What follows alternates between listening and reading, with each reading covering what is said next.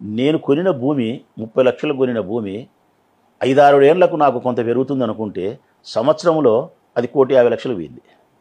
ఎందుకు ఏమైనా కొత్త ప్రాజెక్ట్ తెచ్చారా మీరు ఆ ఏరియాకి? ఏం లేదన్నా, ఏమి లేదు. వెంచర్స్ అన్ని స్టార్ట్ అయినాయి, రియల్ ఎస్టేట్ వ్యాపారం అక్కడ కొన్నారు అంటే చుట్టుపక్కల అందరూ కొండ మొదలు పెట్టేస్తారు. అప్పటికే అది గుర్తించిన, అక్కడ డెవలప్ అవుతుందని గుర్తించిన నాలెడ్జే. Business point of view, business point, నీళ్లు, రోడ్డు కనెక్టివిటీ, వెంచర్లు అక్కడికి వస్తానాయి, ఇంకో 4 ఏళ్ల కల్లా పెరుగుతుంది అనుకున్నా. కానీ అది సంవత్సరానికి పెరిగింది. 1,50,00,000 అమ్మినా నేను 60 ఎకరాలను, 30 లక్షలు కొన్నా. అంటే దాదాపు 70 కోట్లు ఒక్క భూమిలో లాభం. ఎవరికి అట్లా రాదు. అది ఈ దైవేచ్ఛ, ఈశ్వరుని యొక్క అనుగ్రహం ఉన్నప్పుడే జరుగుతుంది.